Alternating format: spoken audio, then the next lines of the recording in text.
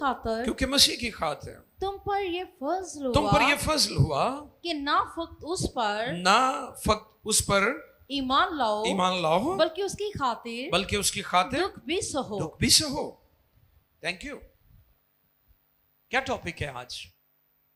हम दुख क्यों सहते हैं? Why we suffering? क्योंकि आमतौर पर तो यही तासुर है ना कि जब हम यीशु मसीह को कबूल कर लेते हैं फिर कोई परेशानी हमारी जिंदगी में, कोई चैलेंज नहीं आता हमारी लाइफ में, कोई मुश्किल नहीं होती। बस हमारे प्रीचर खासतौर पर जो प्रॉस्पेरिटी गॉस्पेल सुनाते हैं, जो वेस्टर्न थियोलॉजी को सुनाते हैं। मैं पिछले दिनों भी ये बात सिखा रहा था कि हमारा कल्चर या हमारी वैल्यूज में क्यों औरत को दुपट्टा लेना चाहिए, हमें क्यों अपने लिबास और अपने आउटफिट जो होता है, आउटफिट जिसे कहते हैं, वो कलाम के मुताबिक होना चाहिए। It's not about culture, it's about scripture. Hallelujah. ये कोई सकाफत या कल्चर की बात नहीं है, ये बाइबल की बात है। बाइबल मुकद्दस हमारे सामने है। हम दुनिया के तमाम जो कल्चर्स हैं, सकाफतें हैं, उनकी रिस्पेक्ट करते हैं, लेकिन हमारे लिए सबसे मोतबर बात खुदा के कलाम की होनी चाहिए, जो कुछ बाइबल कहती है। आमीन। जो कुछ खुदा का कलाम कहता है, हमें उस पर गौर करना चाहिए। Why we suffering? अक्सर लोग सख्त दुखों और जानलेवा आजमाइशों में से गुजरते हैं। बाज जिस्मानी, बाज ज़हनी और बाज माली तौर पर बहुत ज्यादा तकलीफ में से गुजरते हैं। और आज फी जमाना खास तौर पर मुल्क पाकिस्तान जैसे जो हमारे खास तौर पर जो थर्ड वर्ल्ड कंट्रीज हैं, उनमें ये बहुत ज्यादा प्रॉब्लम है कि लोग फाइनेंशियली तौर पर बहुत ज्यादा दुखों में से गुजर रहे हैं। बुनियादी जो जिंदगी की जरूरियात हैं कई दफा वो भी नहीं मिलती, और हम खुदा की शुक्रगुजारी करते हैं कि हमारे मसीही सब हालतों में अपने खुदा और ईमान के वफादार रहते हैं। ये नहीं भी मुश्किलात आईया, दुख आए तो एवं ईमान सस्ते जी सौदा कर दिता। कहीं सस्ते जी भी सौदा कर लेंगे है ना। यहूदा ने यीशु को 3 सिक्कों के एवज बेच दिया था। और मैं जब भी ये बात करता हूं तो मैं कहता हूं उसने यीशु का सौदा नहीं किया था। यीशु तो अनमोल है, उसकी तो कोई कीमत नहीं लगा सकता। उसने अपना सौदा किया था। आज भी अगर कोई मसीही चंद सिक्कों की खातर या खुराक या रोटी की खातर अपना ईमान बेच देता है तो याद रखें वो दुनिया का बदनसीब शख्स है, क्योंकि कोई चीज हमें मसीह की मोहब्बत से जुदा नहीं कर सकती। और बाज़ औक़ात ये मुसीबतें या दुख शैतान की तरफ से बिलवास्ता या बिलावास्ता हमारी जिंदगी में आते हैं। और आज चंद एक नुकात मैं आपकी खिदमत में रखूंगा ताकि आप भी जितने यहां पर मौजूद हैं वर्शिप सेंटर में और हमारे नाज़रीन या जितने भी हमें फॉलो करने वाले लोग हैं, बाद में भी मैसेज को सुनेंगे, मैं चाहता हूं कि वो कलाम की इन सच्चाइयों को अपनी जिंदगी में गौर से ध्यान से सुने। दुख मसाइब कैसे हमारी जिंदगी में आते हैं, ये पहला नुक्ता है। तो इसका जवाब है, पहला पॉइंट, हमारी अपनी गलतियों और गुनाह के बायस। नोट कर ले इस बात को। सबसे पहला पॉइंट, हमारी अपनी गलतियों और रॉन्ग डिसीजंस, गलत फैसले।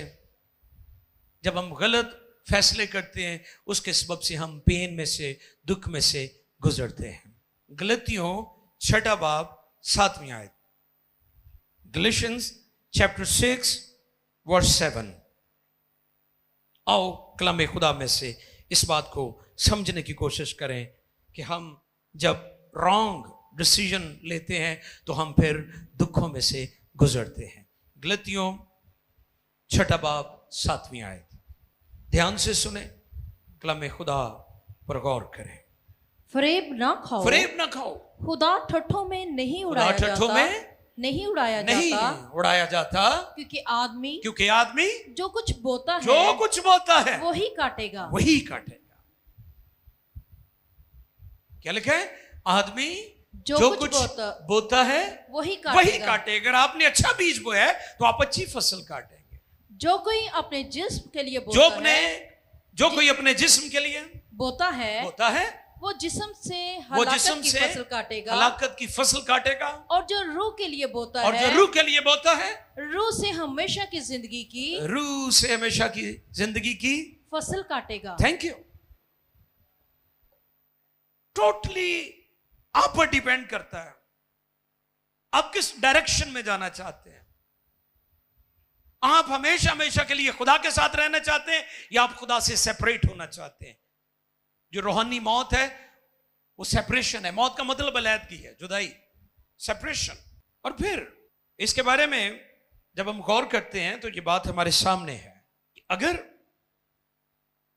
किसी ने कत्ल किया है वो खुदा के हुजूर रोता है, गिड़गिड़ाता है, खुदा उसे माफ कर देता है क्योंकि खुदा मुआफ, क्योंकि उसने कत्ल किया है उसे जेल काटनी पड़ेगी। क्या करना पड़ेगा? क्योंकि उसने कत्ल किया है। और इसी तरह बेशुमार लोग उनकी जिंदगी में ये चीजें वो समझते हैं कि हमने मर्डर कर दिया है, खुदा ने हमें माफ कर दिया है, उन खुली छुट्टी है। क्योंकि आपने गलत काम किया है, आपको उसकी पेन में से गुजरना पड़ेगा। फिर इसी तरह आप शराब पीते हैं, बदकारी करते हैं, बुराइयां करते हैं, आप खुदा के हुजूर जब माफी मांगते तो खुदा आपको माफ कर देता है, लेकिन आपका बदन जो है वो दुख में से गुजरेगा। आपको पता है कि दाऊद को खुदा ने माफ कर दिया था। एक और इंटरेस्टिंग चीज दाऊद के हवाले से, आपको पता है दाऊद ने साउल से भी बड़े बड़े गुनाह किए थे, लेकिन साउल को खुदा ने रद्द कर दिया था, दाऊद को खुदा ने माफ कर दिया था। क्योंकि साउल अपनी गलती की माफी नहीं मांगता था, दाऊद खुदा के हुजूर बड़ी हलीमी और फिरौतनी से झुक जाता था और अपनी गलतियों का इकरार करता था। आज कई लोग गुनाह भी कर देने, चोरी भी कर देने, भैड़े काम भी कर देने, गलत रावां ते भी चल देने ते फखर भी कर देने, अपनी गलती को कबूल भी नहीं करते, तौबा भी नहीं करते, ते फिर भी वो कहते हैं जी असी खुदा दे। ऐसा नहीं हो सकता। खुदा हमारी मुआफी का दिफा करता है, हमारे गुनाहों का दिफा नहीं करता। खुदा गुनहगार से मोहब्बत करता है लेकिन गुनाह से उसे नफरत है। सबसे पहला नुक्ता, दुख हमारी जिंदगी में हमारी गलतियों के बायस आते हैं। दूसरा पॉइंट, दूसरों की गलतियों के बायस। किन के बायस? एक वो दुख है जो हमारी अपनी गलतियों की वजह से हम बर्दाश्त कर रहे हैं, और दूसरी वजह किसी होर दी वजह तो असी कई बार यारियां दोस्तियां भी तो असी पाल रहे हैं ना, है ना। और फिर क्या होता है, फिर जो वो काबू आंदा फिर नाल तुसी भी काबू आ जाते हो। कई दफा हमारी अपनी लानत नहीं होती, हम दूसरों की लानत में शरीक हो जाते हैं। जैसे बनी इस्राइल, आपको पता है बलाम ने 3 बार चाहा कि बनी इस्राइल पर लानत करे, लेकिन वो कामयाब। वाह, इसकी क्या वजह थी? क्योंकि खुदा का जलाल उनके ऊपर था। इब्लीस, बदरूहें, जादू, टूने, टोटके, जंतर मंतर, काले पीले जादू के जितने भी हमले आपके ऊपर हों, अगर आप खुदा के जलाल के नीचे हैं तो कोई लानत, कोई अफसून, कोई टूना टोटका आपकी जिंदगी के खिलाफ नहीं चल सकता। लेकिन हां, अगर जलाल उठ गया, खुदा का पाकरू जुदा हो गया, खुदा का हाथ आपसे उठ गया और खुदा आपसे खफा हो गया, तो फिर आप आसानी से ट्रैप हो जाएंगे। फिर इसके बाद बनी इस्राइल गैर कौमों, गैर मबूदों के पास जाते, उनकी कुर्बानियों में शरीक होते, उनके प्रोग्रामों में शरीक होते। वो लानत जो 3 बार बलाम न कर सका, उसके बाद ऑटोमेटिकली उनके ऊपर आ गई, क्योंकि उन्होंने गैर कौम लड़कियों और लड़कों से अपने बच्चों की शादियां रचाई। और वो लानत जो बार बार उसने करना चाहा और ना कर सका, उसके बाद ऑटोमेटिकली उनके ऊपर आ गई, दूसरों की लानत में शरीक हो गए थे। कई दफा अपनी गलतियों से दुख नहीं उठा रहे होते। लिखे जो पराए झगड़े में हिस्सा लेता कुत्ते को है फड़ो, हाँ किसी कुत्ते ਨੂੰ ਉਹਦੇ ਕੰਨ ਨੂੰ ਮਰੋੜੋ ਜ਼ਰਾ, ਤੁਹਾਡਾ ਹਸ਼ਰ ਨੇ ਕੀ ਕਰਨਾ ਹੈ।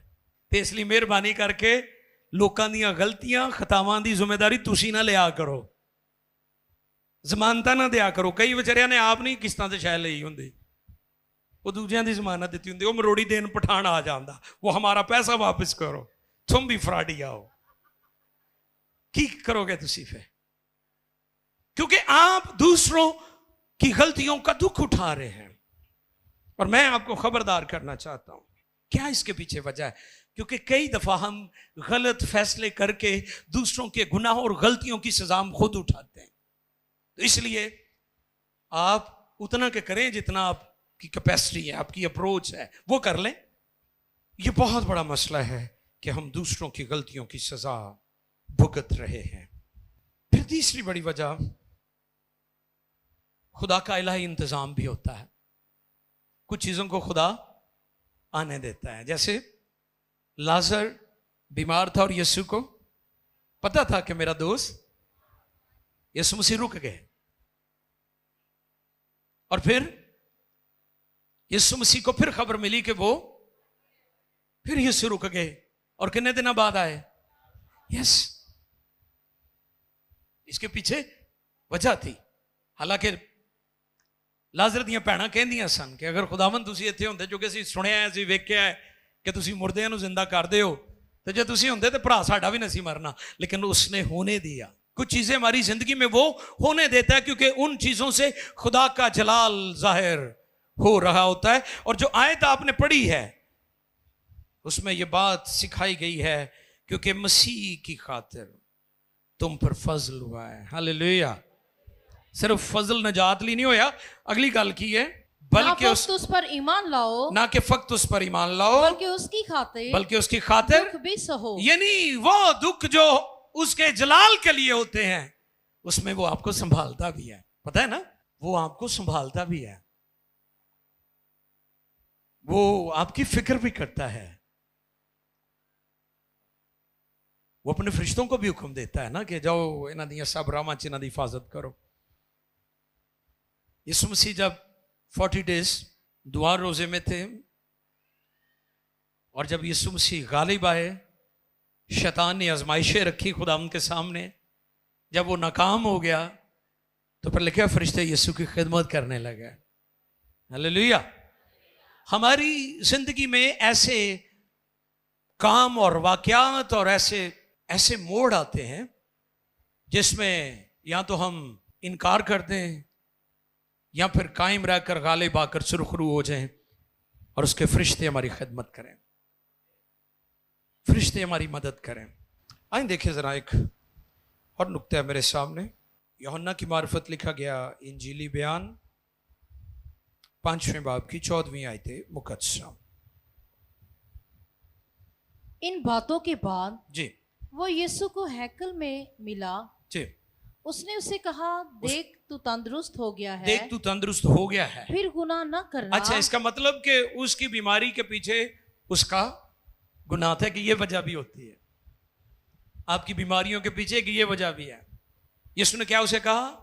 तू तंदुरुस्त हो गया ना। उसने उससे कहा देख तू तंदुरुस्त हो गया है। फिर गुनाह न करना ऐसा ना हो के तुझ पर इससे भी ज्यादा आफत आए। ਹੁਣ ਕਈ ਦੁਆ ਕਰਾਣ ਕੇ ਬਦਰੂਆਂ ਕਢਾ ਲੈਣਗੇ ਤੇ ਜ਼ਿੰਦਗੀ ਫੇਰ ਪੁਰਾਣੀ, ਫੇਰ ਆਣਗੇ ਭਾਈ ਸਾਹਿਬ ਚੰਗੀ ਦੁਆ ਕਰਾਈ ਅਸੀਂ ਤੇ ਬਹੁਤੀ ਮੁਸੀਬਤ ਚ ਪੈ ਗਏ ਆ। ਇਹ ਉਹਨਾਂ ਲਈ ਹਵਾਲਾ ਹੈ। ਕਈ ਆ ਜਾਂਦੇ ਆ ਨਾ ਕਿ ਜੀ ਅਸੀਂ ਤੇ ਜੀ ਜਦੋਂ ਦੀ ਦੁਆ ਸ਼ੁਰੂ ਕੀਤੀ ਹੈ, ਗਿਰਜੇ ਆਣਾ ਸ਼ੁਰੂ ਕੀਤਾ ਹੈ ਤੇ ਸਾਡੇ ਤੇ ਹਾਲਾਤ ਅੱਗੇ ਨਾਲੋਂ ਬਹੁਤੇ ਖਰਾਬ ਹੋ ਗਏ ਨੇ ਤੇ ਅਸੀਂ ਤੇ ਦੁਆ ਕਰਾ ਕੇ ਮੁਸੀਬਤ ਨੂੰ ਹੀ ਪੈ ਗਏ ਹੈ ਨਾ, ਕਹਿੰਦੇ ਆ ना। उनके लिए हवाला है। यीशु को वो मिला और यीशु ने उसे कहा तू ठीक हो गया है, तंदुरुस्त हो गया है, आइंदा गुनाह, ताकि ये ना हो कि जो मुसीबत, जो दुख, जो आजमाइश, जो बीमारी तुझ पर आई अब उससे भी बड़ी आ जाएगी।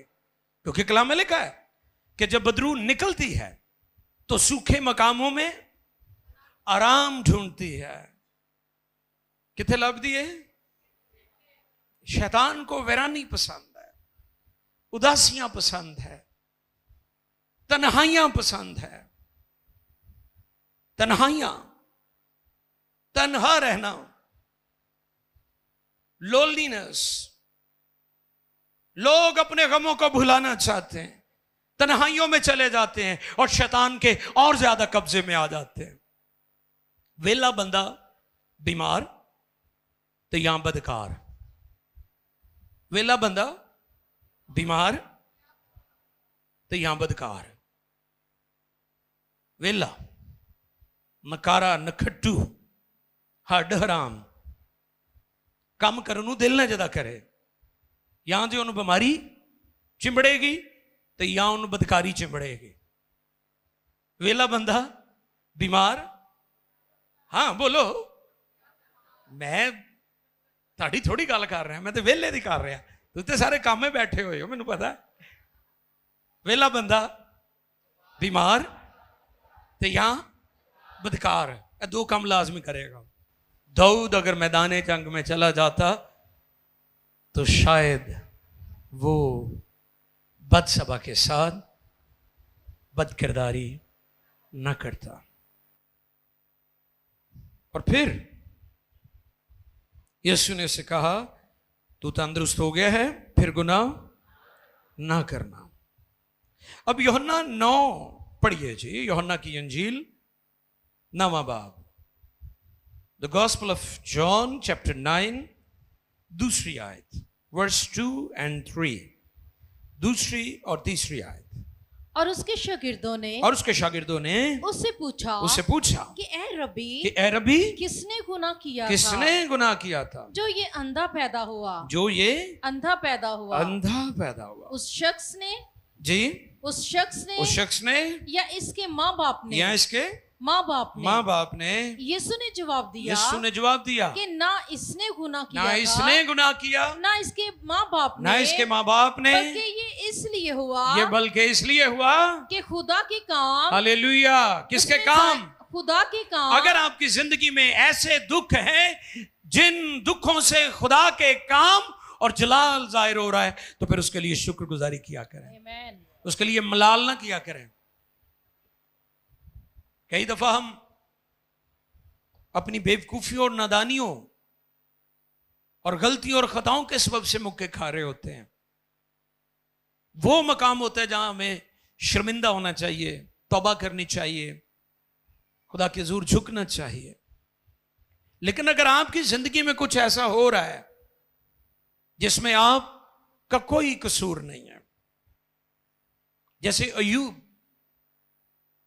उसकी जिंदगी में मुसीबतें आई, मुसीबतों के पहाड़, बीमारी, औलाद मर गई, जानवर मर गए, घर तबाह हो गया, तूफानों और आंधियों की नजर हो गया, शैतान ने इंतहा कर दी उसकी जिंदगी में दुखों की, क्योंकि उसके दुख, उसकी मुसीबतें खुदा की मर्जी से थी, तो फिर खुदा ने उसे बहाल भी कर दिया था।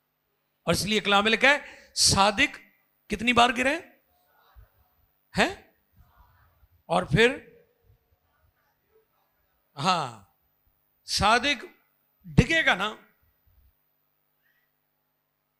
तो वो खुदा दे हजूर चलो एवं डिग पिया तो फे उठ पेगा, तो जो शरीर डिगेगा पिछे नूं डिगा मणका टुट जाएगा वह।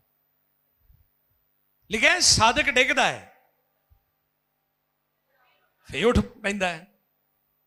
होवे सही साधक, वैसे साधक मसीह की नहीं मैं गल कर रहा, कईयां दे शनाती कार्ड तो भी साधक मसीह लिखा, मैं वो नहीं गल कर रहा। बंदा रासबाज होना चाहिए है, कईयां दा नाम नूर मसीह है तो काम सारे काले ने उहदे। समझ रहे मेरी बात? मैं उनकी बात नहीं कर रहा हूं, मैं उसकी बात कर रहा हूं जिसका किरदार रासबाज है, वो सादिक है, राइचियस पर्सन की बात कर रहा हूं। I am talking about righteous person, वो जो रासबाज है, वो जो रासबाजी की जिंदगी बसर करता है, जो खुदा के खौफ में जिंदगी बसर करता है, मैं उसकी बात कर रहा हूं। अगर वो गिर जाए तो वो पड़ा नहीं रहेगा, उठ पाएगा। और उठ देने, लोग तो गिराना चाहते हैं लेकिन वो उठ जाते हैं। लोग समझते हैं ये गिरा रहेगा, ये प्यार रहेगा, क्योंकि वो सादिक है, वो रासबाज है, उसकी जड़ें खुदा में हैं, और जिसकी जड़ें खुदा में हैं वो कभी गिरा नहीं रहता, वो उठ खड़ा होता है। और फिर जो उठ रहा है